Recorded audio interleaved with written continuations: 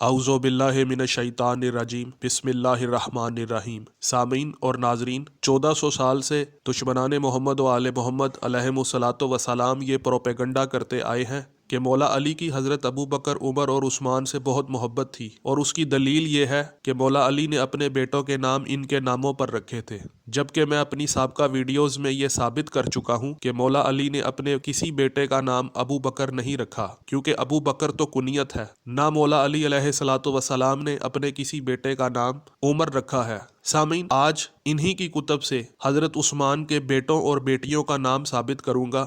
کتاب تاریخ طبری، باب اہل و عیال عثمان، جلد 3 صفحہ 479 سے روایت پیش کرنے لگا ہوں کہ عثمان کی ایک زوجہ محترمہ فاختہ بنت غزوان تھی، جو قبیلہ مازنی کی تھی۔ ان سے ایک صاحبزادے تولد ہوئے جن کا نام عبداللہ تھا، وہ عبداللہ اصغر کہلاتے تھے۔ وہ فوت ہو گئے، اور ایک زوجہ محترمہ ام عمر بنت جندب قبیلہ ازد سے تھیں، ان سے یہ اولاد پیدا ہوئی: عمر، خالد، ابان، عمر اور مریم۔ سامعین، اس روایت میں 3 نام آپ نے یاد رکھنے ہیں، پہلا عبداللہ، دوسرا خالد اور تیسرا عمر۔ سامعین، غیر شیعہ کتاب تاریخ ابن خلدون، باب ازواج و اولاد حضرت عثمان، جلد 1 صفحہ 374 میں لکھا ہے کہ عثمان کی تیسری بیوی کا نام فاختہ بنت غزوان تھا۔ ان کے بدن سے عبداللہ اصغر پیدا ہوئے، لیکن عالم طفلی میں ہی وفات پائی۔ چوتھی بیوی ام عمر بنت جندب بن عمر بن حمۃ الروسیہ تھیں۔ ان کے بدن سے 4 اولادیں خالد، ابان، عمر اور مریم پیدا ہوئیں۔ فاطمہ بنت ولید بن مغیرہ مخزومیہ 5ویں بیوی کا نام تھا، جن سے ولید اور سعید پیدا ہوئے۔ چھٹی بیوی ام البنین بنت عینیہ بن حسن فراویہ تھیں، ان سے عبد الملک پیدا ہوئے، اور لڑکپن میں ہی ان کا انتقال ہو گیا۔ 7واں عقد رملہ بنت شیبہ بن ربیعہ سے کیا، ان سے 3 لڑکیاں عائشہ، ام ابان اور ام عمر پیدا ہوئیں۔ نائلہ بنت الفرافسہ کلیبہ 8ویں بیوی تھیں۔ بعض کا خیال ہے کہ مریم بنت عثمان ان کے بطن سے پیدا ہوئے، اور وقت محاصرہ ان میں سے 4 بیویاں رملہ، نائلہ، ام البنین اور فاختہ موجود تھیں، لیکن بعض مورخین کا یہ بیان ہے کہ ام البنین کو زمانہ محاصرہ میں طلاق دے دی گئی تھی۔ اور سامعین، مولوی فاضل محمد بشیر صدیقی علی پوری نے اپنی کتاب سوانح عمری حضرت عثمان ذو النورین، باب ازواج و اولاد ذی النورین، صفحہ 33 میں لکھا ہے کہ حضرت رقیہ عتیبہ کے نکاح میں تھیں۔ جب عتیبہ نے حضرت رقیہ کو طلاق دے دی تو پھر حضرت عثمان سے ان کا نکاح ہوا۔ ان کے بطن سے ایک لڑکا پیدا ہوا جس کا نام عبداللہ رکھا گیا۔ تیسری بیوی فاطمہ بنت غزوان ہے، ان سے عبداللہ اصغر پیدا ہوئے۔ چوتھی بیوی ام عمر بنت جندب بن عمر بن حمامہ دوسیہ ہیں، ان کا نام معلوم نہیں، کنیت سے مشہور ہیں۔ ان کے بطن سے 4 اولاد ہیں: خالد، ابان، عمر اور مریم۔ اور سامعین، غیر شیعہ ڈاکٹر علی محمد السلابی نے اپنی کتاب سیدنا عثمان بن عفان، شخصیت اور کارنامے، جس کا ترجمہ شمیم احمد خلیل سلفی نے کیا ہے، اس کے صفحہ 40 میں عثمان کے 9 بیٹوں کا ذکر کیا ہے، جن کے نام عبداللہ، عبداللہ اصغر، عمر، خالد، ابان، عمر، ولید، سعید اور عبد الملک لکھے ہیں۔ اور سامعین، غیر شیعہ محقق ڈاکٹر علی محمد السلابی نے اپنی کتاب سیرت عثمان ذو النورین، جس کا ترجمہ محمد عثمان منیب نے کیا ہے، کہ صفحات نمبر 56 تا 58 میں عثمان کے بیٹوں کے نام عبداللہ، عبداللہ اصغر، عمر، خالد، ابان، عمر، ولید، سعید اور عبد الملک لکھے ہیں۔ اور سامعین، غیر شیعہ محقق ڈاکٹر علی محمد السلابی نے اپنی کتاب خلفائے رسول، جس کا ترجمہ شمیم احمد خلیل سلفی اور عبد المعین بن عبد الوہاب مدلی نے کیا ہے، کہ صفحہ نمبر 363 میں لکھا ہے کہ عثمان کے کل 9 بیٹے تھے، جن کا نام عبداللہ، عبداللہ اصغر، عمر، خالد، ابان، عمر، ولید، سعید اور عبد الملک ہیں۔ اور سامعین، ابو حماد محمد مختار اشرفی نے اپنی کتاب ذو النورین سیدنا عثمان غنی، صفحہ 16 میں عثمان کے بیٹوں کے نام عبداللہ، عبداللہ اصغر، عمر، خالد، ابان، عمر، ولید، سعید اور عبد الملک لکھے ہیں۔ اور سامعین، غیر شیعہ محقق عبد الخالق توکلی نے اپنی کتاب حضرت سیدنا عثمان غنی، صفحہ 101 میں لکھا ہے کہ عثمان کے ایک روایت کے مطابق 9 بیٹے تھے،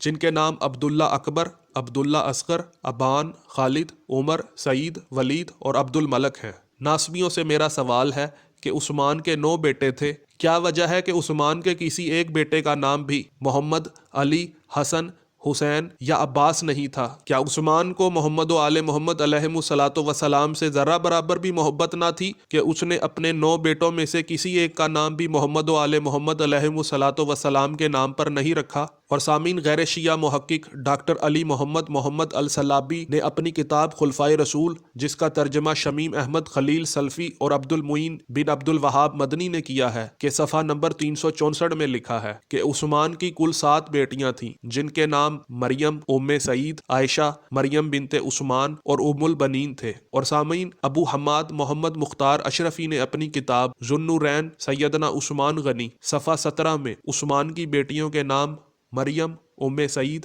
عائشہ، مریم اور ام البنین لکھے ہیں۔ اور سامعین، سیدنا عثمان بن عفان شخصیت اور کارنامے صفحہ 41 میں لکھا ہے کہ عثمان کی 7 بیٹیاں تھیں، جن کے نام مریم، ام سعید، عائشہ، مریم اور ام البنین تھے۔ اور سامعین، ڈاکٹر علی محمد السلابی نے اپنی کتاب سیرت عثمان ذوالنورین، جس کا ترجمہ محمد عثمان منیب نے کیا ہے، کہ صفحہ 59 میں عثمان کی بیٹیوں کے نام مریم، ام سعید، عائشہ، ام ابان، ام عمر، مریم اور ام البنین لکھے ہیں۔